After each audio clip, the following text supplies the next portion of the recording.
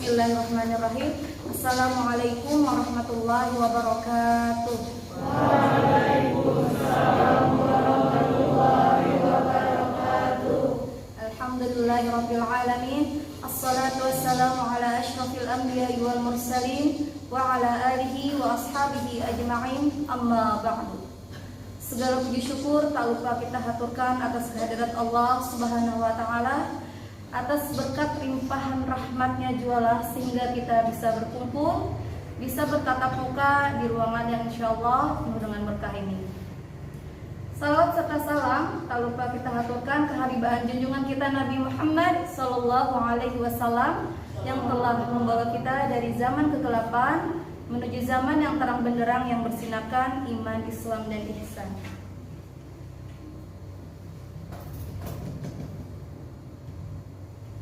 Baiklah, sebelumnya saya ucapkan terima kasih atas kehadiran Bapak dan Ibu sekalian yang kiranya bisa meluangkan waktunya untuk menghadiri acara seminar kita hari ini, yaitu perihal diseminasi penelitian tindakan kelas yang disampaikan nanti oleh Ibu Umi Mukarramah. Jadi untuk kegiatan kita hari ini itu nanti tentang bagaimana penelitian tindakan kelas yang sudah dilakukan oleh Ibu Umi Mukarramah selama penelitian nanti akan dipaparkan beliau pada seminar kita pada hari ini. Kepada Bapak dan Ibu sekalian nanti jika ingin memberikan tanggapannya bisa nanti ketika kami sudah memberikan sesi untuk memberikan tanggapan. Baiklah, untuk menghemat waktu kita langsung saja saya sampaikan kepada Ibu Umi Mukarramah selaku pemateri kita pada hari ini. Kepada beliau waktu dan tempat kami berikan. Berdiri ya. Assalamualaikum warahmatullahi wabarakatuh. Waalaikumsalam warahmatullahi wabarakatuh. Terima kasih kepada bapak-bapak dan ibu-ibu yang telah berhadir, yang telah menyempatkan diri untuk hadir ke sini untuk menyimak sharing atau menyimak paparan-paparan yang paparan tentang PTK. Apa sih PTK itu? PTK itu penelitian tindakan kelas yang sudah saya lakukan. Ini sudah saya lakukan sejak di bulan Januari dan Februari. Itu yang terjadi selama 1 bulan. Nah, dari PTK tersebut, dari penelitian tersebut, kemudian saya ingin sharing kepada bapak-bapak dan ibu-ibu sekalian. Mungkin ketika sharing ini kita bisa bertukar pendapat, ada masukan dari bapak-bapak dan ibu sekalian. Oke. Langsung saja ya, ini tentang next. Diseminasi kali ini yang saya angkat adalah tentang meningkatkan kemampuan penguasaan mufradat bahasa Arab dengan menggunakan metode Sam'iyah Safawiyah pada siswa kelas 7 MTS Muhammadiyah 3 Al-Furqan Banjarmasin. Itu penelitian yang saya ambil, sampelnya ada di satu kelas, hanya di satu kelas itu sebagai sampelnya. Next. Apa yang melatar belakangi saya mengambil tema tersebut? Yang pertama, kita melihat bahwa orang tua sekarang ya, kan banyak orang tua sekarang yang membiarkan anak-anaknya memegang HP dengan sepuasnya. Karena dengan menggunakan HP sepuasnya, mereka terbiasa melihat hal-hal yang semaunya. Nah, dengan menggunakan HP, terus kemudian orang tua ada sebagian pemikiran orang tua yang tidak mementingkan tentang penggunaan bahasa Arab. Nah, kemudian itu latar belakang yang pertama. Latar belakang yang kedua, next. Dalam proses pembelajaran tentu saja kita dalam proses pembelajaran itu kan, dalam pembelajaran bahasa Arab itu kan ada pengucapan bahasa Arab, harus jelas, harus benar, harus baik, kan seperti itu. Nah, dan untuk mendapatkan hal itu, maka itu harus dipelajari dari sejak awal. Karena kalau tidak dipelajari dari sejak awal, tiba-tiba murid itu belajar di MTS tanpa ada background yang berkaitan dengan pembelajaran bahasa Arab di sekolah sebelumnya, maka akan kesulitan. Itu yang kedua. Nah, berkaitan dengan hal tersebut, kalau seandainya ada murid yang kesulitan mengucapkan kosakata bahasa Arab, maka itu pun akan berpengaruh terhadap nanti di bahasa Arab ada yang namanya maharatul kalam. Nah, itu akan berpengaruh. Karena itu berpengaruh antara satu maharoh dengan maharoh yang lain, maka di sini saya mengambil untuk yang dasarnya dulu. Nah, di situ itu yang melatar belakangi kenapa saya mengambil kemampuan siswa dalam kemampuan bahasa berkaitan dengan mufrodat di situ. Itu yang melatar belakangi saya. Next. Kemudian untuk identifikasi masalah. Dari latar belakang tersebut, saya mengidentifikasi bahwa ternyata di kelas itu ada siswa yang tidak mampu mengucapkan huruf hijaiyah secara benar dan baik. Karena kan dalam pengucapan harus baik dan benar. Oke, kemudian yang kedua, ternyata ada siswa yang tidak dapat melafalkan mufrodatnya dengan baik dan benar. Dan juga yang terakhir, ternyata ada siswa yang tidak mampu menguasai mufrodat bahasa Arab tersebut, gitu. Next. Oke. Dengan masalah tersebut, kemudian saya mencoba menerapkan dengan metode Sam'iyah Safawiyah. Nah, diharapkan dengan metode tersebut akan meningkat. Apa yang meningkat?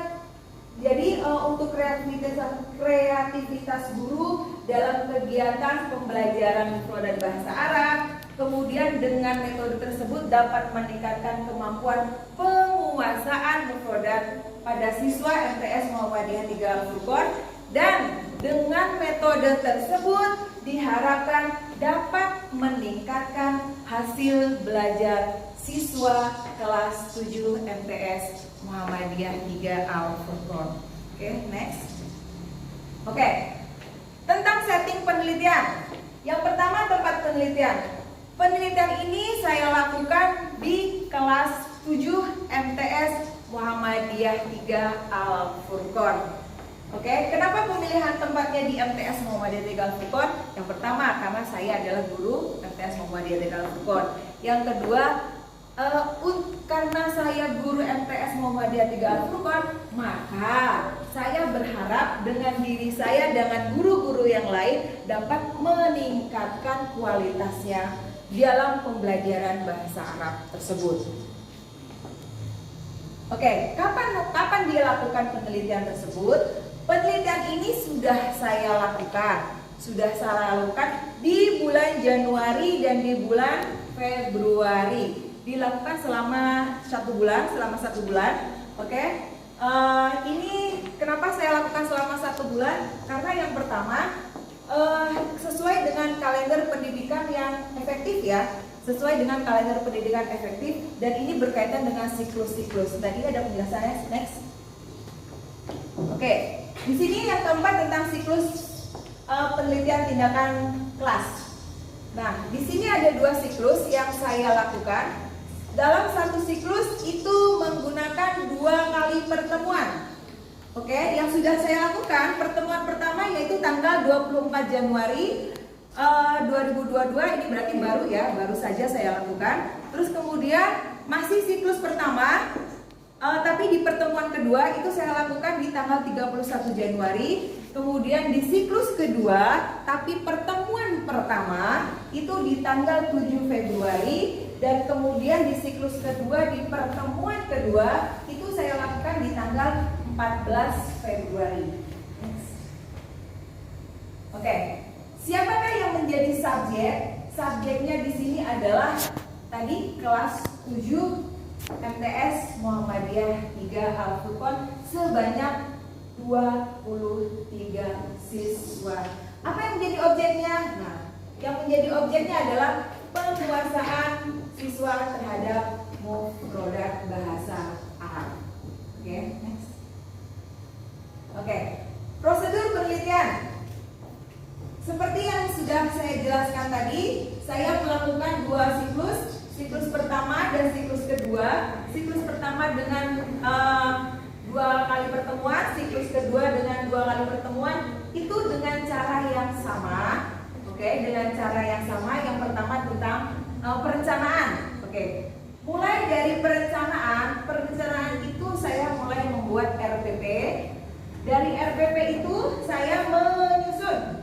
Dari mulai ada SK-nya, ada KD-nya, ada tujuan pembelajarannya, terus kemudian saya membuat evaluasinya, saya membuat bahan pembelajarannya, itu saya buat di perencanaannya, baik di siklus pertama maupun di siklus kedua itu saya lakukan. Terus kemudian di pelaksanaan saya sama seperti guru-guru yang lain ya. Ketika masuk kelas kita mulai pelaksanaan, itu mulai dari pembukaan, kita salam, terus kemudian mulai membuka kelas, mulai mengabsen, mulai absensi. Nah, terus kemudian mulai pembelajarannya mulai menanyakan kabar. Nah, samalah seperti guru-guru yang lain ya melakukan hal tersebut. Terus kemudian setelah di pembukaan kemudian masuk ke kegiatan inti. Di kegiatan inti karena tadi adalah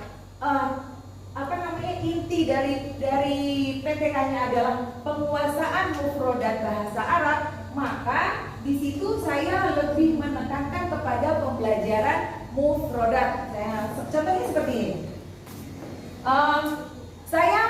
Saya menyampaikan kosakata. Contohnya gini. Kosakata saya sampaikan dulu. Jadi murid-murid itu mendengarkan, saya menyampaikan. Kan tadi sam'iyah, safawiyah. Sam'iyah itu adalah mendengarkan, safawiyah itu berarti mengucapkannya ya. Oke. Jadi saya seandainya contohnya baitun, rumah, qalamun, pulpen, kurrasatun, buku tulis, maktabun, meja. Semua beberapa kosakata yang sudah saya tentukan itu saya ucapkan dulu, kemudian murid-murid mendengarkan. Tahap kedua yang saya lakukan setelah itu saya mengucapkan, terus kemudian mereka anak-anak itu mengikuti. Contoh, baitun, rumah, kemudian anak-anak ikutin, baitun, rumah, seperti itu. Kurrasatun, buku tulis, kata saya seperti itu. Terus kemudian murid-murid mengikuti, kurrasatun, buku tulis, seperti itu sampai selesai. Nah, terus kemudian setelah kegiatan tersebut selesai, baru saya lanjutkan untuk tanya jawab sederhana aja untuk mengingat apakah dia masih bisa mengucapkan kosakata yang sudah saya sampaikan tadi dengan benar, tanpa harus saya bimbing. Nah, seperti itu. Itu proses tindakan yang saya lakukan. Terus kemudian di sini ada pengamatan.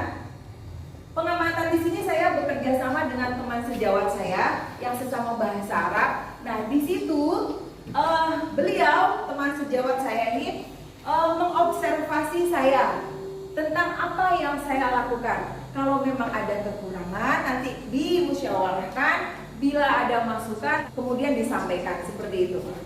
Terus kemudian refleksi. Nah, dari kegiatan perencanaan, pelaksanaan, pengamatan, terus kemudian saya melakukan refleksi yang itu tetap bekerja sama dengan teman sejawat saya, karena teman sejawat saya kan yang tahu bagaimana kekurangan saya di situ.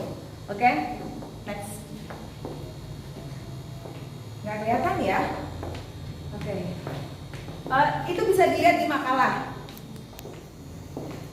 bisa dilihat di makalah bahwa dari data di sini bisa dilihat di makalah dari data di sini ini jelas ya bahwa ini ada warna biru dan warna merah. Di sini nih, di sini ada siklus pertama, pertemuan pertama, siklus kedua, pertemuan kedua, terus kemudian ini siklus pertama, pertemuan pertama, ini siklus pertama, pertemuan kedua. Yang warna biru ini adalah dari siswa, yang warna merah ini dari guru, oke?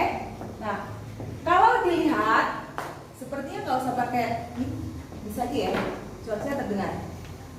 Kalau dilihat dari gambar di sini, dari setiap siklus dan pertemuan ini mengalami perkembangan ya, mengalami perkembangan. Dari yang siklus pertama di pertemuan pertama ini 20% untuk muridnya. Kemudian untuk yang gurunya ini ada 90% dan begitu seterusnya sampai di siklus kedua di pertemuan kedua. Alhamdulillah ini mengalami kenaikan dan perbaikan. Oke, next. Nah, di sini oke. Ini ada beberapa kelompok yang kami buat. Yang saya buat, oke, kelompok 1, 2, 3, 4 dan 5. Nah, ini bisa dilihat dengan nilai yang ada. Oke. Yang warna biru ini adalah untuk pertemuan pertama. Yang warna merah ini kedua, hijau ini ketiga, dan kemudian yang ungu ini yang keempat. Nah, dilihat dari pertemuan pertama, kedua, ketiga, dan keempat. Nah, kalau dilihat itu setiap prosesnya itu mengalami perkembangan. Oke, mengalami perkembangan artinya mengalami perbaikan dan terus perbaikan seperti itu. Nah, kenapa ini saya lakukan sampai 4 kali pertemuan? Karena tidak mungkin ketika kita melakukan 1 kali penelitian itu langsung berhasil. Karenanya membutuhkan sampai 4 kali. Kalau yang pertama tidak berhasil, maka di pertemuan kedua ada perbaikan. Kalau ada masih yang tidak sempurna lagi, makanya kami mengadakan siklus kedua dengan 2 kali pertemuan. Karena kami yakin ketika 1 kali, 2 kali pertemuan itu tidak langsung sempurna. Makanya kami membutuhkan sampai 4 kali pertemuan dengan menggunakan 2 siklus. Oke, next. Nah, dari hasil penelitian tersebut dapat disimpulkan, kan tadi dari grafiknya sudah dilihat ya mengalami perkembangan ya. Oke. Jadi kesimpulannya adalah pembelajaran bahasa Arab dengan metode Sam'iyah Safawiyah yang dilaksanakan dengan menggunakan 2 siklus dan 4 kali pertemuan, oke, itu dinyatakan berhasil dan dapat meningkatkan penguasaan mufradat bahasa Arab pada siswa kelas 7 MTS Muhammadiyah 3 Al-Furqan. Demikian. Ini adalah paparan penelitian tindakan kelas yang saya lakukan di bulan Januari Februari tahun 2002 ini. Oke. Mungkin dari ibu-ibu dan bapak-bapak ada masukan atau ada pertanyaan atau ada apapun itu saya terima. Inilah gunanya kita sharing, inilah gunanya diseminasi agar ada masukan dari ibu-ibu dan dari bapak-bapak sehingga niat kita bagus ya untuk supaya kita maju bersama, kita kreatif bersama, kita berkualitas bersama. Di situ makanya kita adanya diseminasi seperti itu. Terima kasih. Assalamualaikum warahmatullahi wabarakatuh. Waalaikumsalam.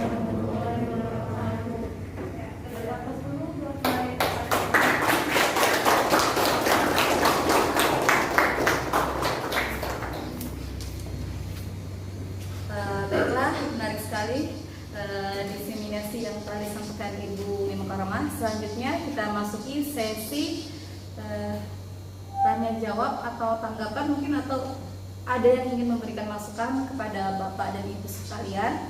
Nanti silakan untuk sesi ini sebelum bertanya atau memberikan masukan silahkan angkat tangannya. Kemudian ketika dipersilakan silahkan sebutkan nama, kemudian perwakilan dari mata pelajaran apa dan apa yang mau disampaikan. Ada? Dari Ibu.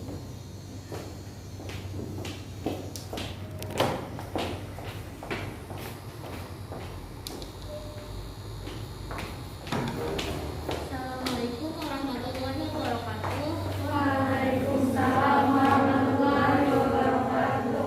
Perkenalkan, nama saya Zahwa Devi Okta Feliza. Saya mengajar pelajaran bahasa Inggris. Dalam PTK Bahasa Arab ini, saya bisa mengambil gambaran untuk bahasa Inggris karena keduanya merupakan bahasa asing. Karena bahasa ini berkaitan dengan bagaimana cara mengucapkannya, maka akan sangat sulit sekali untuk mengajarkan anak yang sebelumnya memang belum pernah mempelajarinya. Terima kasih Ibu atas perhatiannya. Demikian, wassalamualaikum warahmatullahi wabarakatuh. Waalaikumsalam warahmatullahi wabarakatuh. Langsung ya. Oke. Terima kasih Ibu yang telah memberikan apresiasi yang bagus. Memang ya dalam pelajaran bahasa Arab, bahasa Inggris itu kan pelajaran asing ya. Sedikit banyak walaupun bahasanya berbeda, tapi karena sama-sama bahasa asing sedikit banyak pasti ada kesamaan dalam hal kesulitan dalam mengajarkan. Ya, pasti sama, kita punya kesulitan yang sama. Jadi terima kasih Ibu atas apresiasinya. Mungkin dari Bapak. Dari Bapak mungkin ada yang ingin bertanya atau ingin memberikan masukan? Saran.